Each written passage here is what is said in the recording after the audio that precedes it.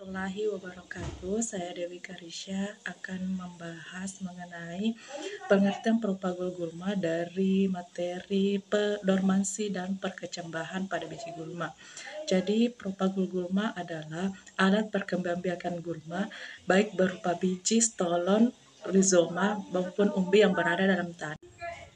Seperti yang kita ketahui bahwa salah satu propagul gulma adalah biji, di mana biji merupakan salah satu alat perkembangbiakan pada gulma, di mana biji gulma ini memiliki ketahanan yang lebih lama dibandingkan dengan stolon dan rimpang, di mana biji gulma dalam satu jenis gulma itu bisa menghasilkan biji gulma mencapai 10-10.000 biji, dan biji gulma itu juga memiliki viabilitas yang tinggi, artinya kemampuan berkecambah yang tinggi. Selain itu, biji gulma terdiri dari embrio, cadangan makanan, dan kulit biji. Selain sebagai alat perbanyakan, biji gulma juga berfungsi sebagai alat pemencaran, sebagai alat perlindungan jika lingkungan yang tidak menguntungkan, sebagai sumber makanan sementara bagi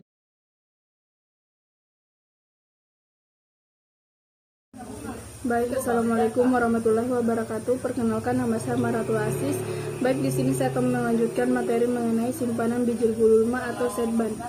Setban gulma adalah simpanan biji gulma di dalam tanah berupa biji, dan ketika faktor pertumbuhan memungkinkan akan berkembang menjadi individu gulma yang baru. Keberadaan setban gulma dapat diketahui dengan cara melihat adanya individu gulma yang tumbuh kembali setelah dilakukan kegiatan pengendalian gulma. Soil setban adalah tanah atau lahan yang mengandung alat perkembangbiakan gulma. Komposisi setban diklasifikasikan menjadi setban bersifat sementara dan persinten. Setban sementara tersusun oleh biji dengan siklus hidup yang pendek dan tidak mengalami dormansi serta dalam waktu pendek selama setahun. Persinten setban terdiri dari setban yang memiliki umur lebih dari 1 tahun dan cadangan makanan selama di dalam tanah cukup lebih dari setahun dan terkubur dalam tanah.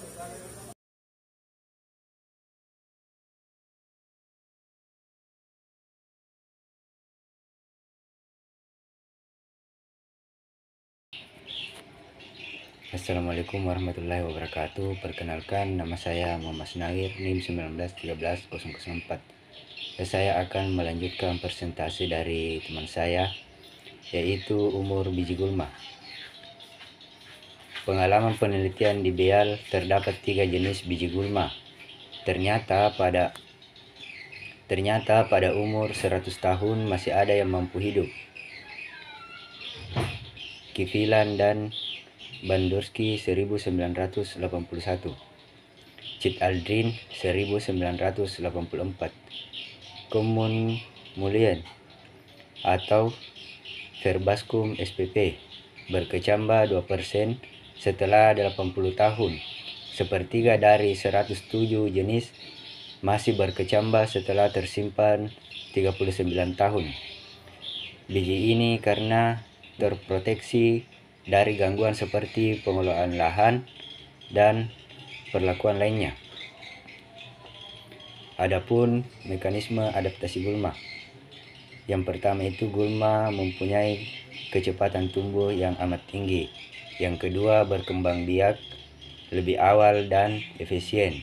Yang ketiga, gulma mempunyai kemampuan untuk menyesuaikan diri dan tetap hidup pada keadaan lingkungan yang tidak menguntungkan.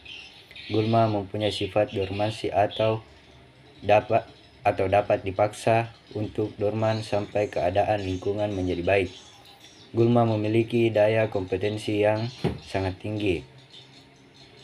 Kemudian yang terakhir, gulma bersifat poinir dan bersifat rakus, di mana poinir adalah tumbuhan yang mampu merambah lahan kosong atau tumbuhan yang pertama hadir dan bisa membuka lahan untuk organisme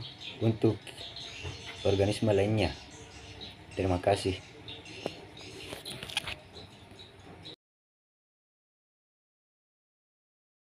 Bismillahirrahmanirrahim. Assalamualaikum warahmatullahi wabarakatuh. Perkenalkan, nama saya Dini Elvira, NIM 1913-011 dari Agroteknologi. Baik, di sini saya akan melanjutkan penjelasan dari materi yang sebelumnya, yaitu faktor berpengaruh terhadap produksi biji. Yang pertama itu ada pionir. Pionir adalah tumbuhan yang mampu merambah lahan kosong. Tumbuhan yang pertama hadir dan bisa membuka lahan hidup untuk organisme lain. Prekositas, kecepatan biji. Beberapa gulma dapat menghasilkan biji dalam periode singkat. Yang kedua, ada tingkat kemasan. Daya tumbuh biji meningkat selaras dengan tingkat kemasan biji. Yang ketiga, unsur hara dan kelembaban yang mampu menghasilkan biji meski kondisi yang buruk. Yang keempat atau yang terakhir yaitu sinar. Sinar memberikan pengaruh nyata terhadap penurunan kemampuan gulma memproduksi biji.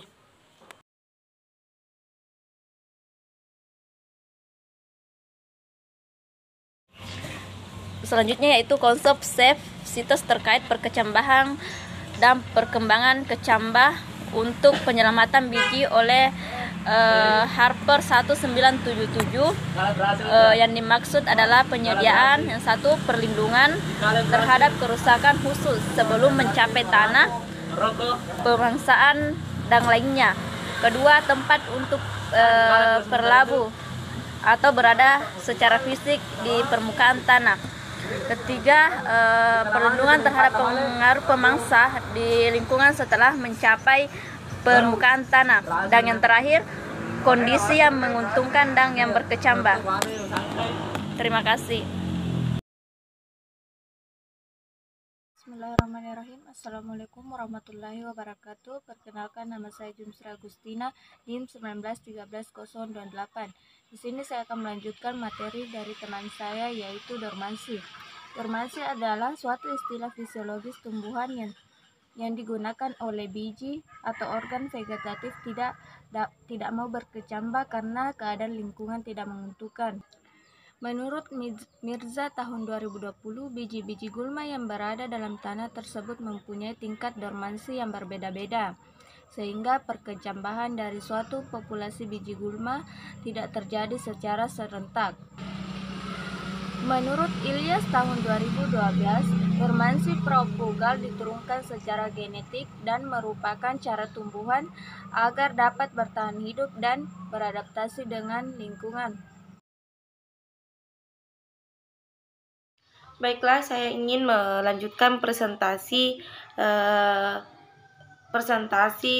tentang perkecambahan biji.